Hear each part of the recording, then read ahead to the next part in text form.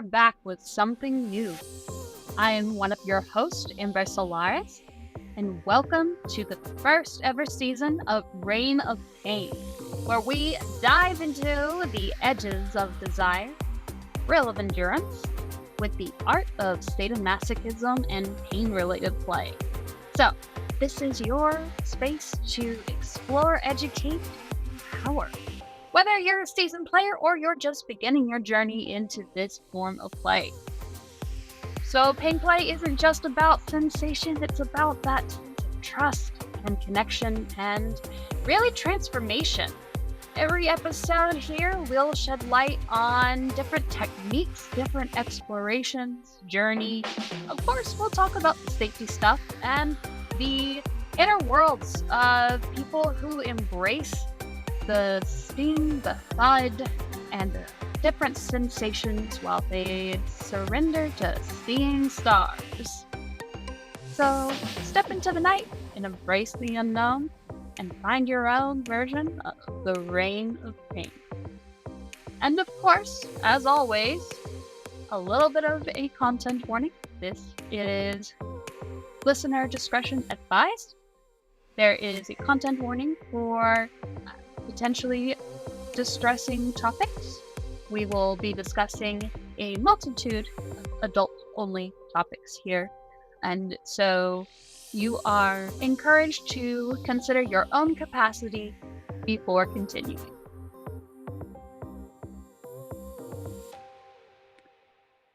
Well, again, they say that misery very much does love company, and I must have again been feeling kind of lonely.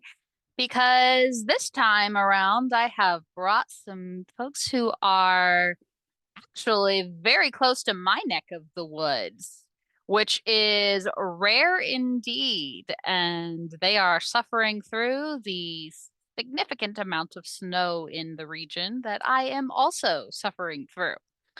So, however, they are coming to bring music and festive beats to the Reign of Pain Festival. So welcome to tonight's show with me, Boomerstud and SoonerBabe, or Boomer and Bree for tonight. Thank you so much for joining me, guys. Oh, thanks for having us, Amber. Thank you. Would you like to go ahead and introduce yourself for our listeners per our usual kind of way of doing things around here? Sure. My name is Boomerstud. Folks in our community know it's me just as Boomer. It's my lovely wife, SoonerBabe. Most folks should just call her Bree. We're a married couple, dom sub, been in the lifestyle for about 11 years at this point.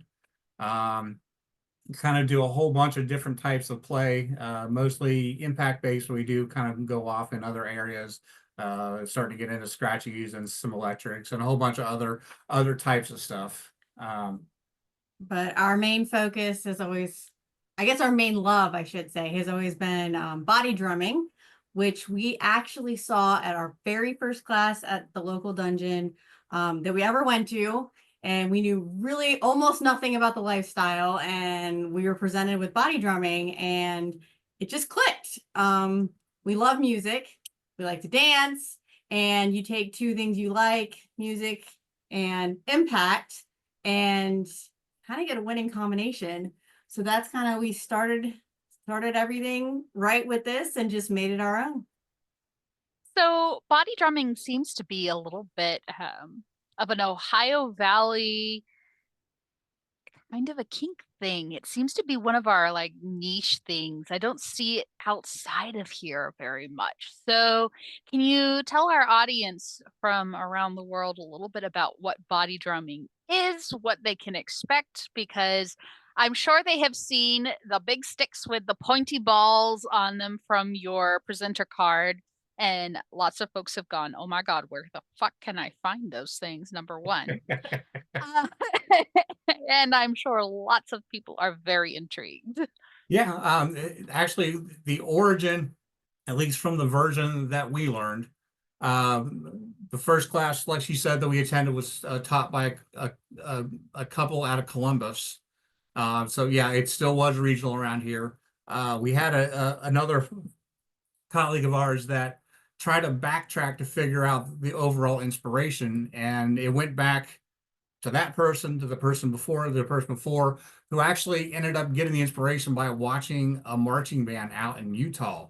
It was actually the percussion line practicing their routine, um, pretty much in a drumming circle. So they were doing the stuff, whacking on each other's backs.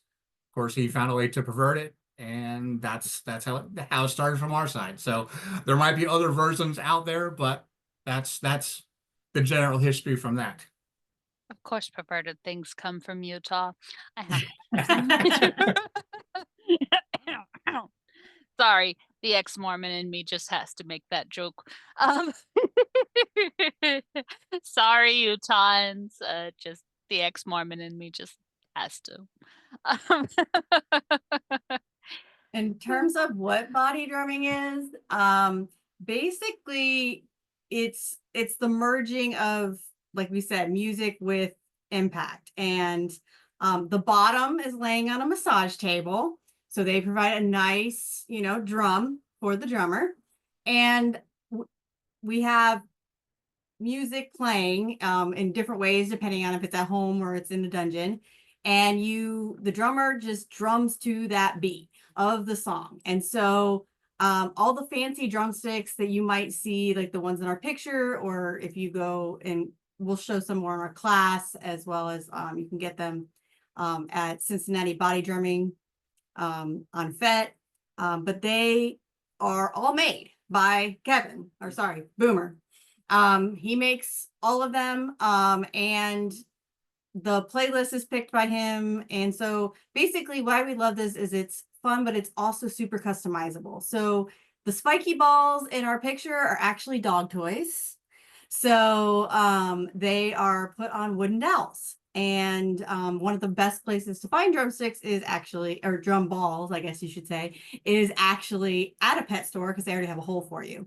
But you can make anything that's a ball that you can stick on a stick and hit somebody with is a potential body drumming stick. And that was part of the cool part when we first learned about this, because I'm not a super handy person, but I am a crafty person. I'm like, I can't do leather working, I can't work on metal, but I mean, I can put a ball on a stick rather easily, especially like she's saying in cases where it already has a hole on it and you're literally just putting a dowel rod in. So the first probably 4 or 5 pairs of implements went pretty quick. Most of the ones you can normally think of a ball on a stick, things like a racquetball or a tennis ball, a ping pong ball, a wiffle ball, all those all went pretty quick.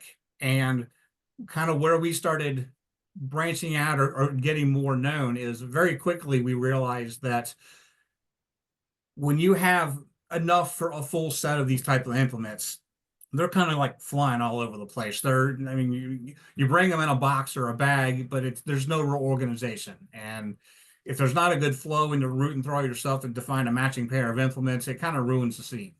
Likewise, when you're done, just being able to dump it and move on to the next one. So what we ended up doing relatively quickly, probably after the first 6 sets of implements were made, was to start doing some sort of case when we were actually in a scene.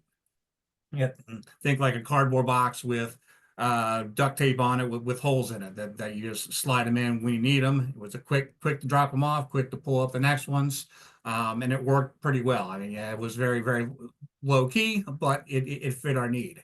We're now on our 6th version of cases and or tables.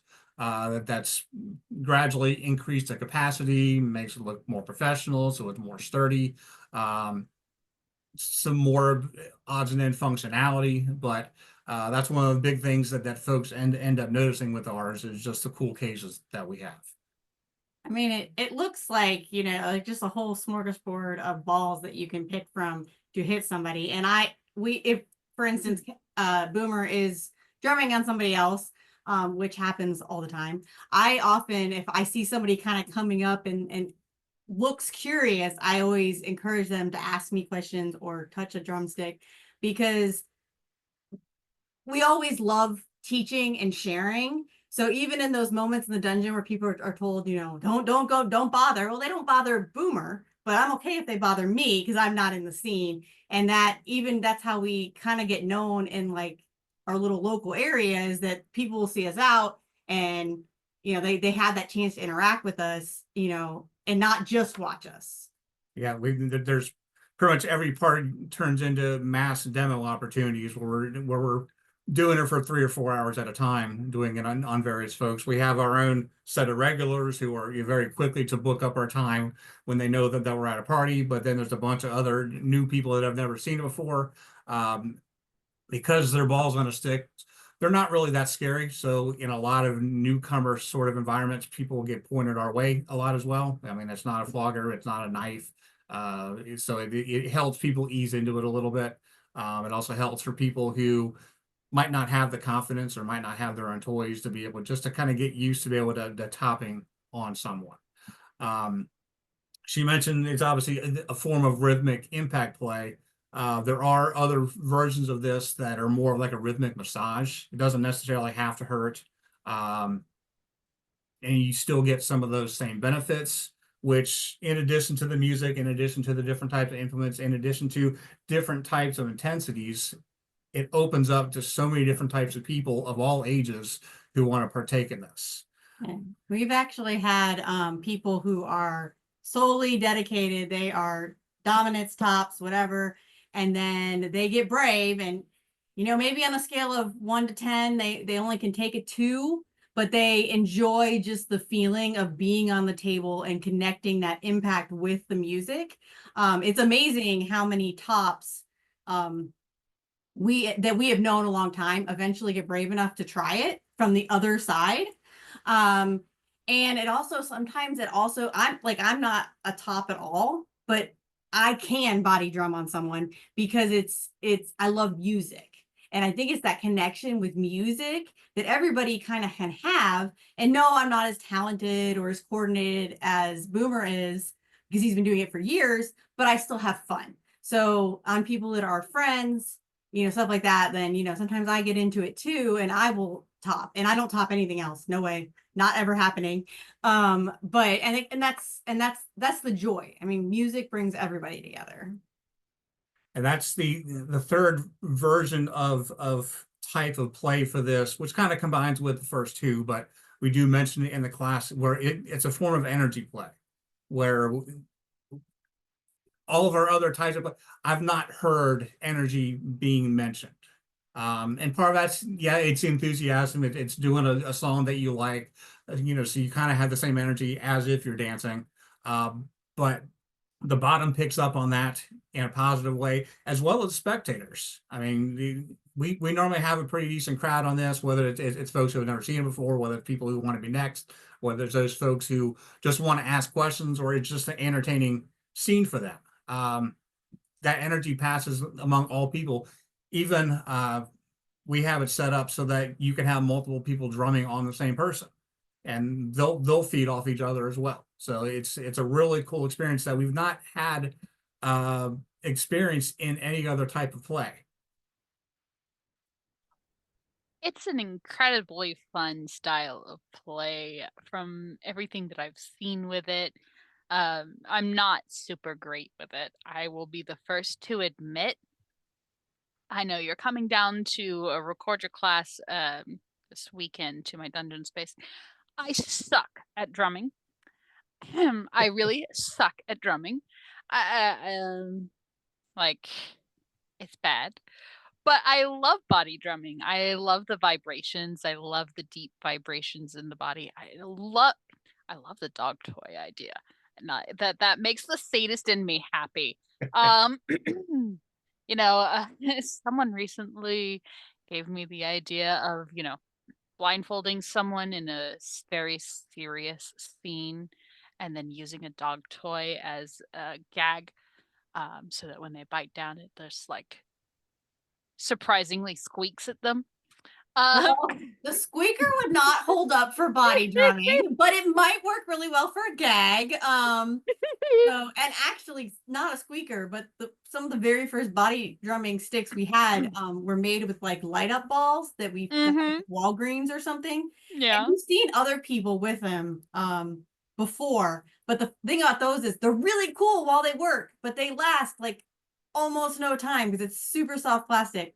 But Yeah. Or the battery just dies yeah. on the blinky lights. But they are relatively easy to make. So most people who try to get into them, that ends up being the one of the first couple pairs that they make, just because it is so much easier to make them. See, the squeaky toy inside the ball might not work very well, but the squeaky toy that you're hitting with the ball. We actually have a pair of implements that is a turkey baster. You just got them at Kroger, but inside the baster portion is a high bounce ball. So you Ah. get a weird double smack wobble. Oh, now that's interesting. And that has been described by people that have just cracked up as they've been using it, that it feels like you're smacking someone with rubber chickens. That is a mind fuck and a half. Yeah. Now, I will tell you as a bottom, you don't notice the double bounce per se, but so that's kind of like an extra fun thing, I think, more for the top, which all of this is supposed to be fun for both partners. So, you know, it should be. And they are fun to use. I have used them, so they are fun to use. But yeah, I mean, the funny thing is actually talking about the implements, and I know the implements so well. We've had some of these for, you know, a decade now. And I still will be like, what was that? Song 3, what was that? And because he does 12 songs, so things mixed together, and you know, I'll just remember this song was on and I was enjoying that implement. What implement was that this time? And it's cool because he usually remembers because he's got that kind of memory. But you know, it's cool, like when you're even as a bottom, like you're sitting there in your mind, you're like, wait, what would it be? Like you're trying to figure it out. And sometimes you can, sometimes you can't. So like even that aspect, like you're mentally engaging in so many more ways than, you know, because your mind is connecting to the music, connecting to the feel, and it really brings you in. And I'm one of those people with a wandering mind. So I'd rather my mind be wandering about what could this implement be than, you know, what I did have to do tomorrow around the house. So I think that's one of the things I love about this play is, and the only other place I felt that immersiveness is truly probably like in a yoga, like meditative type thing where they always tell you it's okay if your mind wanders, just come back. And it's this body drumming is definitely that. Like your mind might wander for a little bit, but it's immersive. So your mind comes back so much easier, I think, in some ways, because it, you know, you do kind of get to a meditative space, you know, subspace, whatever you as it goes. But it's, you know, mentally it does hold you more, I feel, than sometimes some other play.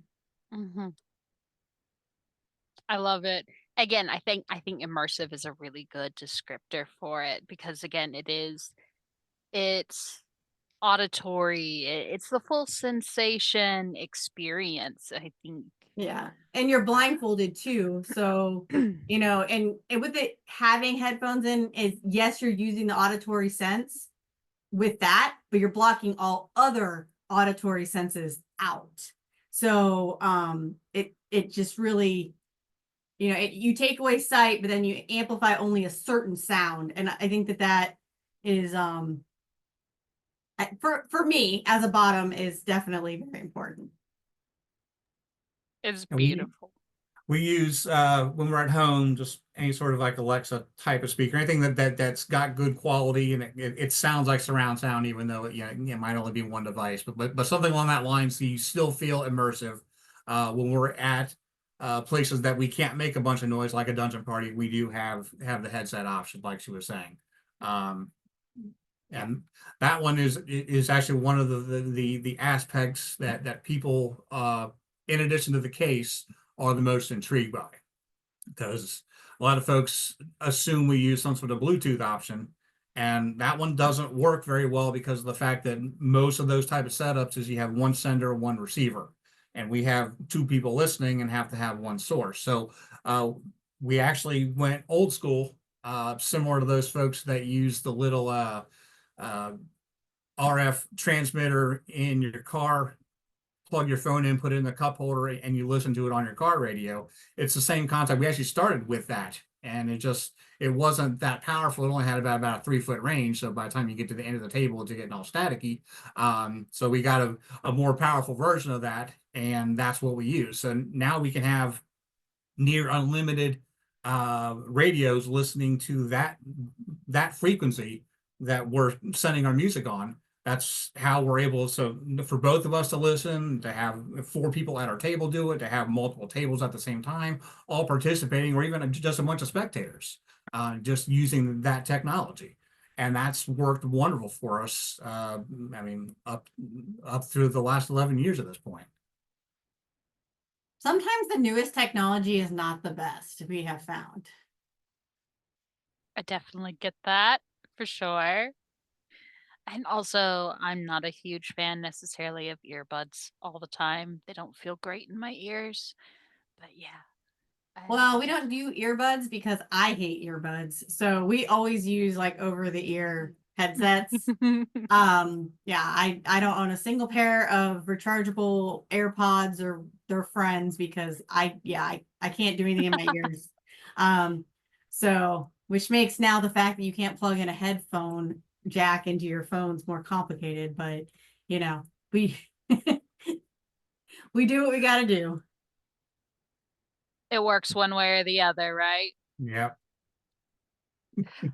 So, what is it that you guys find that if you had to like distill it to where what you love most about this style of play, what do you think that is for you? Mine is, you've heard the phrase "dance like no one's watching." Well, you can do that, but people are watching. So if you like people to be able to be entertained by, you get the warm and fuzzies from that, but you also just get the bebop and just have a good time. You know, it's the same experience as if you're dancing in the club or your favorite song is on. You just get all those good emotions. Now, obviously, you can throw in the whole stuff about being a mini sadist and liking to be a top and all that. You can throw, I mean, a whole bunch of stuff on top of it, but that's the single biggest reason. I also love the fact that it's a near nonstop play. I'm every song I'm hearing in the car or at the store, I'm screening for if it's something that I can use. So I'm always in that mode. I'm always looking at stuff on YouTube, and I'll listen to a song and it'll recommend 14 other things, and I'll go down some unbelievable rabbit holes. And sometimes you get some inspiration, sometimes you don't, but it's almost like a nonstop scene. And from her aspect, she's kind of mentioned the same thing, where she'll hear a song that we've used and it'll bring her back to that. Yeah. I mean, we have our favorites that stay in the play set most of the time. And that's and the favorites are great because they just you're just know you're gonna have fun. As soon as I hear the first few beats of Girlfriend by Avril Lavigne, I'm ready to jam. I'm like, oh yeah, this is gonna be great. I can get all, because I feel the energy from him and the song and the impact, and I'm just ready to dance and bebop too. So if I hear Girlfriend anywhere, that's the case. But then it also allows him to put totally new and songs that he's found from his rabbit holes in there, and I'll be like, what was that song? And then you have fun with it. You're like, oh, well, wait a minute, that song was weird, but that was fun. And so what we love and I love is that it is so fun and it's so shareable.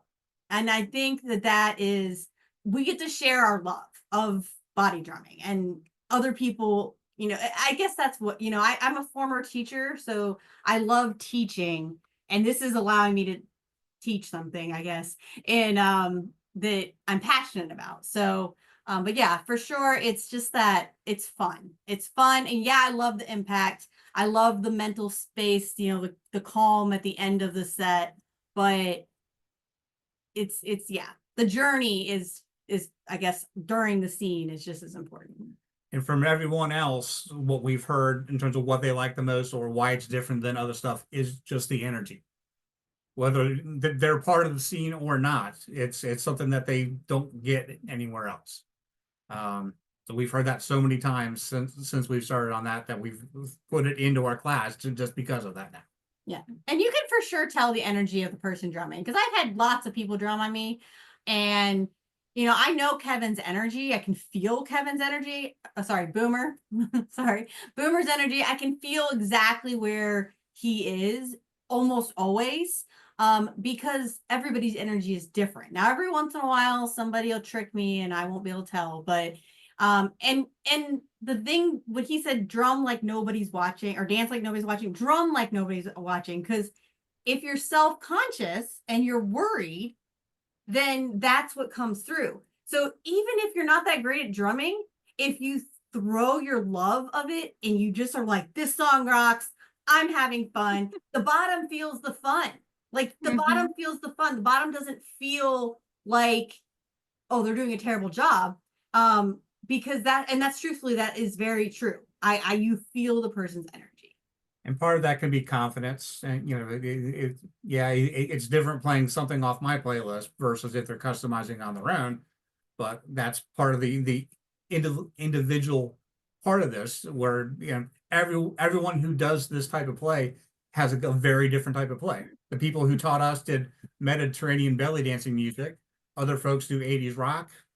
Some other folks do tribal and like Blue Man Group type music. We do largely pop, or most songs that people have heard. There's some more, kind of bleeding edge, or, stuff that out in the last couple of years, but most of the stuff people have heard, and it's, on those top pop lists. We are 80s children, so you're getting a lot of 90s and early 2000s music, but that's where we started. And then you get the 80s songs in our playlist, you get the current songs in our playlist, because it's just that love of music. And so, and that there is no one right time period or one right type of music. As long as it has a beat and you can move to it and you can drum to it, then, it's to each his own. I feel like this is going to be like my new favorite aftercare. And you start learning from people, you can kind of tell what the reactions are. You got the little feet will do, the little butt will wiggle, the hand will bebop. You can kind of tell which songs they get into, and can start crafting more specialized playlists for those types of people. And so that increases my after scene stuff, because I'm looking for new music and I'm trying stuff out. And I do enough demos with many other people that I'm not always playing the same 12 songs. Being able to do it with other people lets me try a whole bunch of new stuff out. Maybe if it's good enough, I will move it over to something that's more regular for us. But it gives me the chances to experiment as well. Well, guys, your joy with this kind of play is absolutely infectious, and which is a good thing in this case. Usually when I'm talking about infectious things, I'm talking about how to avoid it, but infectious joy is a good thing. I absolutely love how passionate you are about this, and I think it's going to be a fantastic thing for folks who are interested, who are attending Reign of Pain, to be able to watch and learn the skill from you both. And I really appreciate you sharing this part of your journey and just your love of this kind of play and your relationship with us all. So if folks wanted to take a look and maybe ask you some more questions about this, where could they contact you? They could reach me, Boomerstud, on FET. I've got the avatar of the Muppet animal playing drumsticks. I've had that almost the entire time. On my profile, we've got all the pictures of all the implements we use, a lot of the cases that I have, a lot of the thoughts on why I use ones or where I got the materials for. We're also admins or heads of a group on FET called the Cincinnati Body Drumming Group, that folks can also ask anything from implement questions to PlaySick questions, or we get a lot of people asking us about the sound system we were talking about, so that they can try to create the stuff on their own. That's fantastic. Thank you both so much for joining us for tonight. And I am looking forward to being able to record this class and getting it up for folks to watch and just enjoy and infuse that joy back into kink. Yep. So Thank you. Thank you very much. We enjoyed it as well. we will see you for the next episode of the Reign of Pain podcast. Catch you later, folks.